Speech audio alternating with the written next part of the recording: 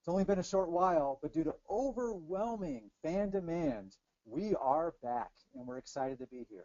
This is a show where we invite all of you to sit down with us for some wine as we talk with some of the biggest names in the industry.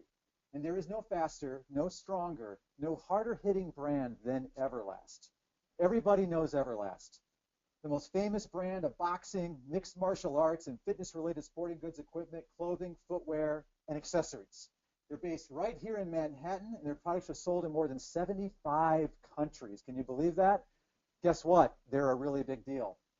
And today we have the pleasure to have with us Denise Zamora. Denise is the e-commerce marketing manager with Everlast, and she's here today to share with us some of her thoughts on what is going on in the world of digital marketing. Can I get a cheers to that? All right. Denise, thank you so much for being on the show today. How are you doing? I'm doing great. Happy to be here. We're happy to have you. The audience is super excited. Tweets and everything's coming in. The crowd is just ready to talk with you. You ready for this? I sure am. All right. So, Denise, we're going to do what we always do with Whine and Wisdom and kick things off with a bit of a challenge. You ready? Yes. Awesome. So to help the audience get to know you just a little bit better, can you give us an introduction of yourself and your role at Everlast? However, the challenge is you cannot use the words e-commerce or digital.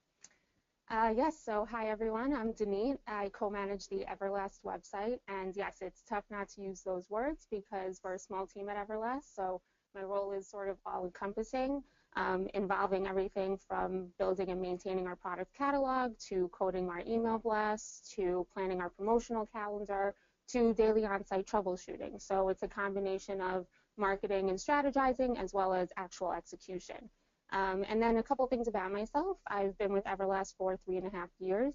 I was born and raised on Long Island, and while I do enjoy chatting over a nice glass of wine, chocolate is really the way of my heart. Chocolate is pretty good. Well, thanks, Denise. It's really a pleasure to have you here today. Thank you so much for being on the show. Sounds like you have a lot of exciting responsibilities there at Everlast that you're helping to engage and convert your customers, so a lot of fun things going on that side of the fence. And I know you're here today to help share some of that expertise and knowledge with our fans, which I know they're excited about as well. So thank you again. Denise, it is now time for a fan favorite segment of the show. It's called the wine segment, which of course, how appropriate. Yeah, this type of wine. First, wine and alcohol have played an important role in our society. They bring people together. They fuel creative conversation. They've even created families from time to time, and I'm sure they've helped solve some of the world's biggest problems. Denise, as an e-commerce marketer responsible for helping to attract, engage, and grow your online client base, what wine, spirits, or beer company has done a great job of reaching and growing a digital audience? And then what about their approach makes them stand out? Well, in all honesty, none come to mind. I can recall seeing plenty of commercials for various brands like Budweiser, Dos Equis, Corona, even Yellowtail wine, but I'm really not aware of any online experience. Not even one digital ad comes to mind. So, you know, that's surprising to me because we're talking about multi-billion-dollar companies here. So the question really becomes, is this a challenge for them or just a missed opportunity? I think there's a lot of opportunity out there, right? I think in digital marketing in general, there's so much better opportunity to connect with customers now that everyone's online, everyone's on their phones, everyone's on their tablets. There's so much opportunity there. And I think what's really amazing when you really think about it and why we're here today is that digital marketing has grown so quickly over the past few years.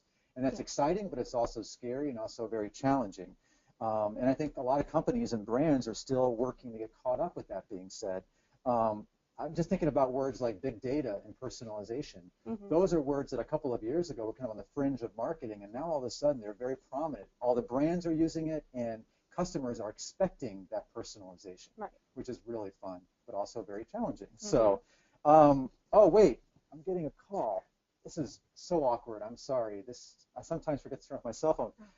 Hello, this is Wine11. Oh, your email metrics are down? Your customer engagement on your site needs improvement? I think you may need the wambulance. That's right, Denise. It's time for the wine segment of the show. Admit it or not, whining is something that we all like to do, right? An average person is said to complain nearly 15 to 30 times a day. I can't believe I actually Googled that. I did some research on that, but I did. Pretty sure we all have coworkers that average a lot higher than that. I know I do. Whining is also used, though, to start a conversation, to establish camaraderie, and people use complaining as a way to inspire rapport. So therefore, it could be a positive thing, and that's why it's a part of this show. So on that note, here we go, Denise. First impressions are everything, right? When a new visitor comes to your site, are you able to identify them as a first-time visitor versus a loyal customer? And with that being said, do you treat their digital experience differently? Yes, so creating the individualized experience for your visitors is really what it's all about, and we accomplish this with personalization, specifically product recommendation carousels on both the homepage and product detail pages. The carousels are there for both new and returning visitors, but it's the actual products they're served with that change based on their history on our site. So if someone is on our site for the first time, they'll be shown products selected by popularity based on other visitors, whether that's most viewed or best-selling, etc. And then as they navigate the site and shop products, a cookie will be stored to remember that experience so that the next time the person is on our site, they'll see more relevant products in those carousels. So by doing this, we're really able to offer more relevant suggestions in a non-obtrusive way so that we help our customers and don't hinder them as they're on our site. Okay, so it's all about personalization, all about knowing your customers and really understanding how to target them. And I think that what we probably all agree on is that each opportunity that we have to interact or communicate with a customer is just critical. We need to maximize that opportunity as much as possible. And with personalization, you can really make that happen. You can make the best of that opportunity by bringing forward the things and the products and the strategies that are going to be the best at engaging and converting that customer at that very moment, right? It's pretty good. Yeah. So I know we want to talk a little bit about email. Are you ready for that? Sure. Awesome. So one of the challenges many marketers face in growing an organic email subscriber base is that contacts sign up on the main homepage, go into a general master list, and then only receive emails in mass, the mass marketing emails. What are some ways that you do to overcome this challenge? Well, many of us in the companies we work for are very stressed with resources. We work with small teams like we do at Everlast. So we resign to batch and blast our emails because that involves messaging to the entire list, and then you're done and you can move on to something else. But you want your subscribers to engage, and they won't if they're not interested in what you have to say, and that's where segmentation comes in. So a couple years ago, we had been working with our strategist at Bronto on growing our list and in turn adding more email sign-up locations on our site. And the result was adding text links to every single category page that, when engaged with, would send a new email address to our master list. But we wanted to take it a step further, so we created a list that was unique to each page that the subscriber would be added to as well, and that would depend on the page, on what page they were signing up from. So by doing this, we're able to see what categories and products the subscriber is shopping and would likely be interested in hearing about. And that's similar to checking off interest in a welcome series, which we also offer, in a preference center, which we also offer via our welcome series. And then we've also segmented based on purchase history and even click activity in an email. So there are really endless opportunities to collect very valuable data. And when you work with limited resources, collect is the key word.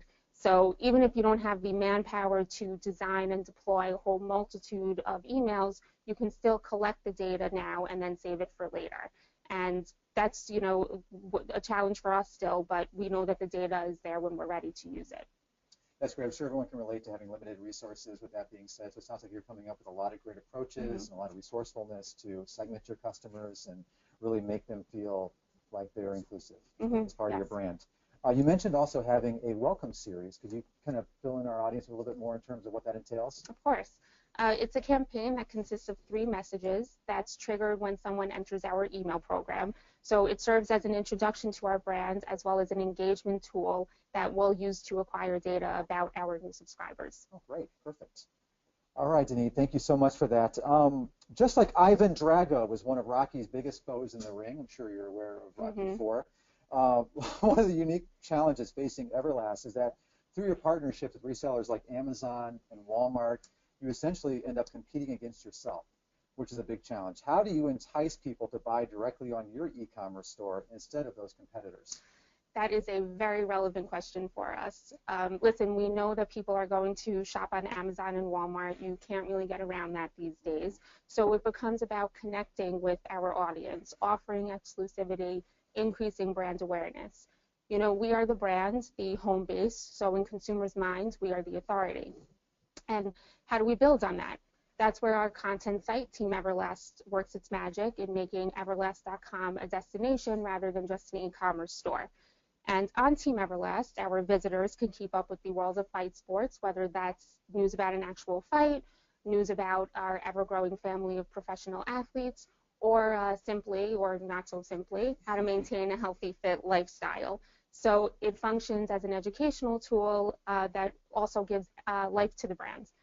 And the goal here is to create a unique user experience, and Team Everlast really helps us to achieve that.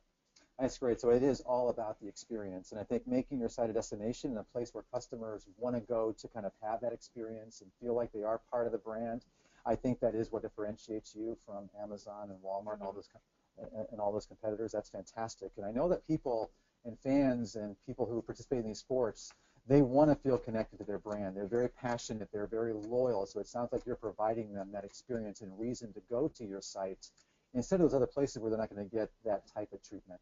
Absolutely. Right? That's yeah. perfect. So back to email. For companies like Everlast, email is a strong channel for engaging with customers. I think all brands would probably agree with that, right? Mm-hmm. Email is everywhere, right. And it's very important. But what do you think is the biggest challenge when it comes to email as a communication channel?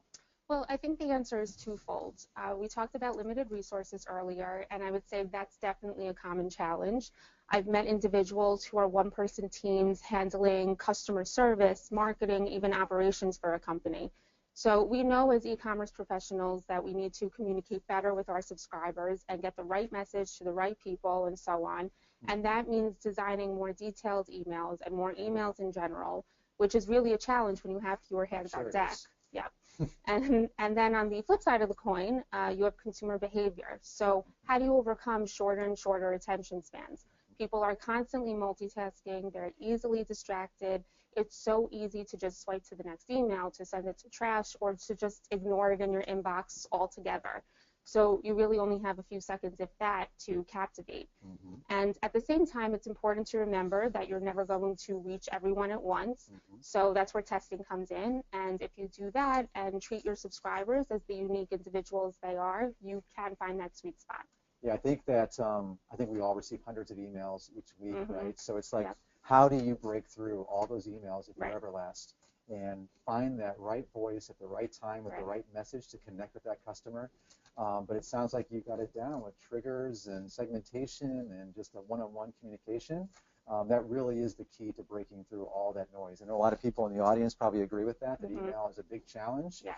Also a really big opportunity, because if you find that right voice and the right way to communicate, you can really be successful on that channel. Definitely. So Denise, I hope you're ready for this. In the famous words of the Italian stallion, Rocky Balboa, it ain't how hard you hit, it's how hard you can get hit and keep moving forward. Mm-hmm. How much you can take and keep moving forward. That's how winning is done. You probably have no idea why I just said that. That is wisdom. And that means it's time for the wisdom segment of this show, which is also the grand finale, which means that I get super excited, right? And we're going to kick off with another question about email strategies. Mm-hmm. You ready? Yes. Keep that conversation going.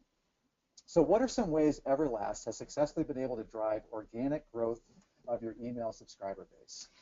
Well, instead of a traditional email sign-up pop-up, we have a section that drops down from the header for new visitors on the home page or whatever page they land on our site. It will push the content on the page down as opposed to covering it up, and doesn't require interaction to continue moving through the site. So the user can view and shop the site as they please without touching it. I think for most of us, as a first-time visitor to any e-commerce site these days, you expect to be served with some sort of pop-up form asking you to join whatever email program they're offering. And that can be really annoying if you don't intend to sign up or you're forced to close out in order to just go about your business. So we felt this was a good way to get around that. And then in line with outside-the-box sort of methods, we added the text links to every category page on our site, as I mentioned previously. And this consists of just a simple line of text that lives in between the banner image on the page and the grid of products, so it sits above the fold. And when clicked on, a web form will pop up where the user can submit their email address and then resume shopping in just a matter of seconds. we've seen tremendous engagement with these links since launching them. It did require some initial back-end work, but now they just live on the site without any real maintenance, and we still continue to see consistent growth. About 17% of our entire list originated from these links. That's fantastic. So I didn't tell you this going into this interview, but before this interview, I actually signed up on your website as a new customer. I'd like to say that I'm training for MMA, but that would not be accurate. You can probably tell that based on my appearance. But it was a great experience, very user-friendly experience. I got a nice follow-up email with a nice promotional offer. And I just felt like it was a very welcoming type of experience and something that definitely just, I am into sports and into running and lifting and things like that. Definitely enough to keep me coming back to the site to keep learning more. So overall, very positive experience. You're doing some really good things there. Yeah, wonderful. Yeah. So I know you've already talked a little bit about segmentation, but what are some areas of opportunity when it comes to segmentation of buyers and shoppers? Well, I would say tracking the source of acquisition, like how we do on category pages, collecting purchase history, and then sending relevant content. So if someone signs up on the men's fitness page on our site, we know they're interested in those products and can then send them fitness-focused messages. And the same goes for segmenting based on purchases. So we can poll all customers who've bought MMA, as you mentioned, mixed martial arts gear, and target them with MMA content. And this is especially important for us in differentiating between boxing and MMA fans, because while most of our subscriber base is interested in hearing about boxing, a much smaller portion is interested in MMA. So segmentation comes in very handy for us when we want to talk to our MMA followers. Wow, so a lot of segmentation going on. That's fantastic. There are also 2017 stats that say that 75% of people opt into email subscriber lists and then never buy. The whole unengaged group, right? Which is a huge group of people that are out there. How do you overcome this? It is a challenge, and I keep touching on this, but sending relevant content. So segmentation is key in achieving this and should be executed wherever possible, whether that's on-site or via emails. So you can segment based on browsing history or point of sign-up, purchase history, even click activity in emails. For example, the header of our emails, as you may have seen, includes category slices that link to product categories on our site. So we can poll all subscribers who clicked on the fitness image, for example, and send them fitness-related messages. And then beyond that, we can also specifically target subscribers who've never converted with a re-engagement campaign of sorts or a never purchased campaign that will speak directly to them. So it's really all about catering to the individual and making your messages count. Yeah, I was going to say, I think first impressions are everything for any brand, but especially for you guys. You want to make sure it counts. You have that one opportunity to make sure that they feel good, they feel welcome, they feel confident, they feel in love with the brand. That way they're more inclined to stay engaged and stay in that funnel rather than dropping off the radar, which I know a lot of customers do. So it sounds like you have a really good plan in place. That's really good. So Denise, marketers can sometimes be their own worst enemies. I suppose that's true. We spend countless hours collecting data, but we fall short when it comes to actually analyzing and using that data to adjust our strategy, because there's so much data out there, right? What are some ways in which Everlast has been able to use data to connect with customers? Yes, that I completely agree. It is very easy to just get lost in the data or not be able to execute because of limited resources. So for us, within our Welcome series, you have the ability to set your preferences, check off your interests, your gender, and add your birthday. And we've taken that information along with category page sign up and purchase behavior and send messages to subscribers who met any of those criteria. So specifically with MMA and women categories, as these are smaller segments of our subscriber base. We also use this data for our lifecycle messaging, particularly our birthday and post-purchase campaigns. And I mentioned product recommendations earlier as well, and we utilize that on site as well as in various emails based on visits, past visits, and purchases. Okay. Sounds like you do a really good job of building out kind of a customer profile, so that way you know how to better follow up and connect with that person after they left the site, right? That's fantastic. I just hope you're not keeping track of how much I bench press, how little I bench press. But that's a whole nother topic. Can you also give the viewers some advice on how Everlast has been successful in driving lifecycle messaging to its subscriber base? Sure. So lifecycle messaging is all about building and maintaining a good relationship with your subscribers. You need that positive connection to gain their trust and loyalty. And so the first thing to do is make the introduction. When you meet someone for the first time, you don't just dive right into a full-blown conversation. You exchange greetings, you get to know each other, and a new subscriber should be treated the same way. So we do this with the welcome series that I mentioned earlier.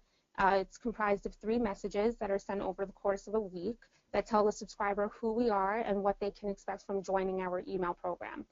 And subscribers that are actively engaged in this series are suppressed from our regular marketing send, so they can really take the time to familiarize themselves with our brand and not be bombarded with emails while doing so. And then I'll take you through some of the main features of the messages. In the first message, we offer a strong incentive for signing up, and that's been really successful in driving immediate conversions. The second message offers subscribers the opportunity to set their preferences. So this is more of an engagement tool rather than a revenue driver, although we've actually gotten some conversions out of it. And then the third message serves as a discount reminder and is sent only to those subscribers who haven't redeemed their code yet. And we also include some value adds or features that are unique to our site to give that a little bit extra oomph. And then for those subscribers who redeemed their code or made a purchase, they fall out of the welcome series and into our post-purchase workflow, where they're then thanked for their purchase. So by doing this, we're able to continue communicating with our subscribers while still staying relevant and paying attention to their behavior.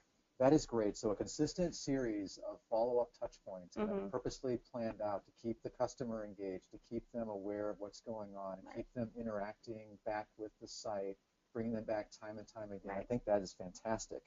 And that's all happening post-purchase, right? So that's really good. And speaking of post-purchase, so are there specific post-purchase messages that Everlast has seen really work and really successful? Well, the series is composed of 2 messages, an incentivized message and a non-incentivized message. So the first one, the incentivized message, is triggered 3 days after a purchase is made. And then if the subscriber has placed a second order within 30 days of the first one, the non-promotional message will be triggered. The incentivized message has been great for us at converting recent purchasers. But if we can get someone to make a purchase off of that message and possibly multiple purchases in a short period, that's a highly engaged and loyal customer, right? So it's really great. So we've actually seen conversions with the non-incentivized message as well, which is even more of a bonus because there was no discount needed to entice that customer to buy. So they may be even more loyal. Yeah, follow-up question, because I love incentives. I think a lot of people do, right? But what are your thoughts on providing an incentivized versus non-incentivized post-purchase message? Well, I think both may not work for everyone, but they're very necessary for us to maintain a relationship with our customers.